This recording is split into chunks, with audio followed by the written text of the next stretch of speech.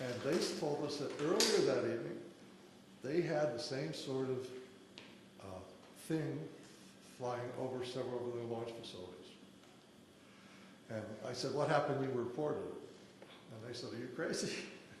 We didn't report it. We're not going to report it. I said, well, I did. He said, well, if you tell them about us, we're going to say it never happened. So we went back home. I reported to my squadron commander. The next few, we always have departure meetings when you go out for alert. The next several departure meetings, we have an unusual visitor. We have an officer in a uniform telling us that you may have heard rumors about this. It didn't happen. It's top secret. And I wanted to stand up and say, which is it? Did it happen, or is it top secret? So that's my event, I think. Mr. Salas.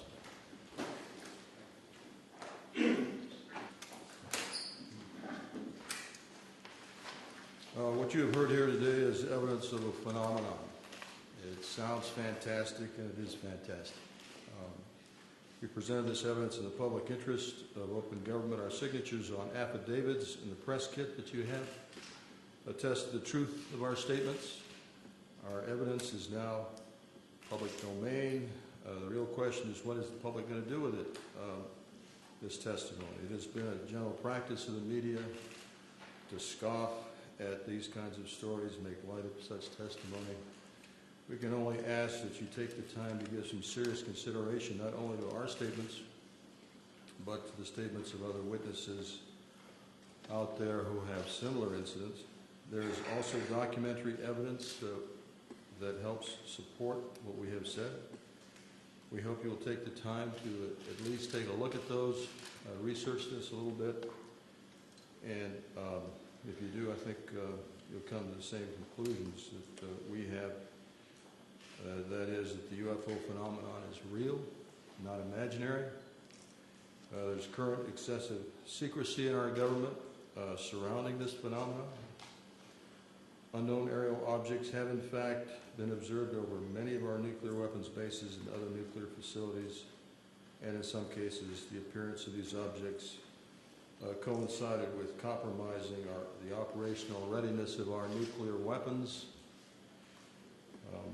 Although each of us might have different opinions about the meaning and intent of these incidents, I think we can all agree that the tampering with nuclear weapons is a national security concern. This is Air Force official policy on UFOs. This is dated 2005, but I believe it is current policy. I'll just read one part of it. It says, no UFO reported, investigated, and evaluated by the Air Force was ever an indication of threat to our national security. That is clearly misleading. It is false based on our testimonies.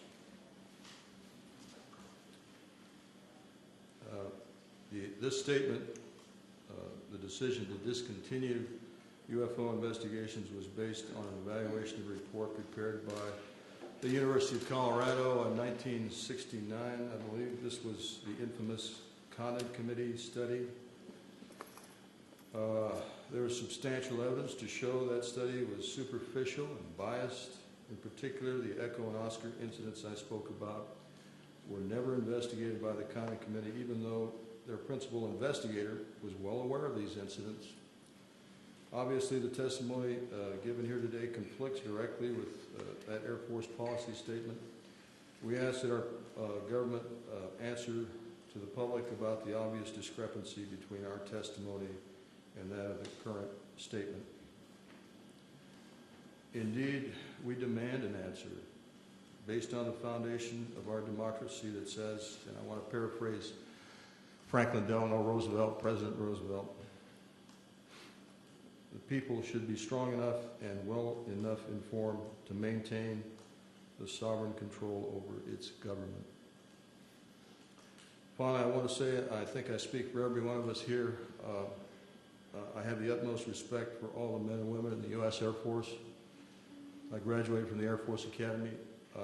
I thoroughly enjoyed being a part of the Air Force, and I was honored to serve my country in that way. Our disagreement and challenge to the Air Force has nothing to do with the people of the Air Force. It has to do with official Air Force policy. And I think they are deliberately withholding the facts, not just in what you've heard here, but continuously since 1969. And by doing so, they're not allowing the people of this country to engage in the decisions regarding events that are clearly national security issues and concern to all of us. We're simply asking for the truth. Thank you for your attention. At this time, we're going to take questions. Mr. Hastings will take it from here. Mr. Hastings, you had mentioned that this is an ongoing phenomenon. Is there an incident later than 1980 that you were aware of? And then also, are there any testimonies here today that are new that have not yet been documented or been in the public domain? This is a cross-section of the witnesses who've come forward. The latest incident involving nuclear missiles was at Malmstrom Air Force Base in 2007. However, the person is still active duty Air Force. I'm not going to elaborate on that until that person is separated from the Air Force. Another incident occurred at the Nellis Air Force Base, Nevada, Area 2 Weapons Storage Area. A series of incidents, the latest being in April of 2003, in which there were unidentified aerial objects maneuvering near the weapons bunkers at that facility. More recently, civilian sighting reports in Orange County, California, at the Seal Beach Naval Weapons Station, a series of bunkers, again containing nuclear weapons. There were local media reports of multiple sightings in March of 2009 near this weapons storage facility. This is ongoing. This is the tip of the iceberg. We can only catch as catch can. I am of the opinion that for every incident that I'm aware of, and for witnesses that we've got in hand, there could be 10, there could be 100, there could be many, many more incidents that I'll never know about because the people won't come forward. They'll wait years or decades to talk about what they know.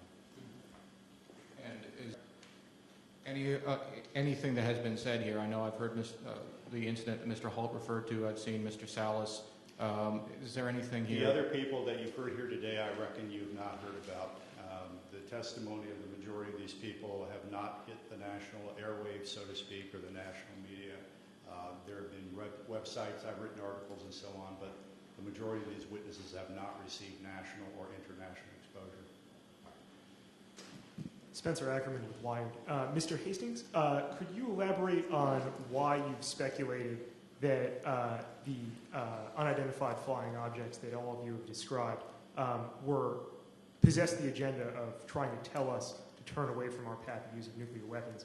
Are there other potential explanations that you've considered and found less plausible? Is there a possible offensive threat to the world from these UFOs? As I said in my introductory remarks, that's speculative on my part. However, given the available evidence, that is a plausible scenario. We can clearly say, based on radar data, which are empirical, not anecdotal, that these objects have been tracked since the early 1950s, if not earlier, traveling up to 7,000 miles per hour, making right-angle turns at high rates of speed, instantaneously hovering, reversing course. If we or the Russians or any country on Earth had those kinds of craft in the early 50s, why have we spent the last several decades developing fixed-wing aircraft with far inferior abilities? These are clearly, in my view, a technology from somewhere else piloted by beings from obviously another world or another dimension. Moreover, the fact that missiles have been tampered with here and in the former Soviet Union, and on one occasion in each country, about which I'm aware, actually activated, I think we can rule out that these are the Americans attempting to start World War III or the Russians attempting to start World War III. Again, the technology involved is so superior, and we cannot conceive of a logical scenario whereby either of our countries would attempt to activate nuclear missiles for any reason under the sun. Now, our opinion is that whoever these beings are, they are indeed attempting to send a signal that we are playing with fire, that we are gambling with the human race's future. There are other possible scenarios. I have half-jokingly said from time to time, maybe they're planning to invade Earth, and they don't want to inherit a radioactive environment when they do. Now, I don't believe that's what's going on by any means. I don't think humankind is in jeopardy from whoever they are and what their intentions are, except we will have our minds expanded. There will be a paradigm shift. Traditional institutions such as religions, governments, other social institutions may indeed be threatened by what is coming. That is just a logical consequence of what is about to occur. But if indeed this Earth is being visited by other races, and if those races are, one or more races, are in fact repeatedly monitoring and sometimes tampering with our nuclear weapons, that secret, in our view, should not be kept from the citizens of this planet any longer. But you don't think there's an offensive element to their contact? I don't think there's any potential hostility, except, again, to closed-minded people. Could I answer? Sure. This is to the question of hostility. What you've heard up here, and especially in my case, they could have done a lot more damage, in permanent damage to our weapon systems, and they didn't. All of these weapons, in my case, were brought back up on alert. It took a day or so, but everything was fine. If they wanted to destroy them with all the powers they seem to have, I think they could have done that job. So I personally don't think that this was a hostile intent.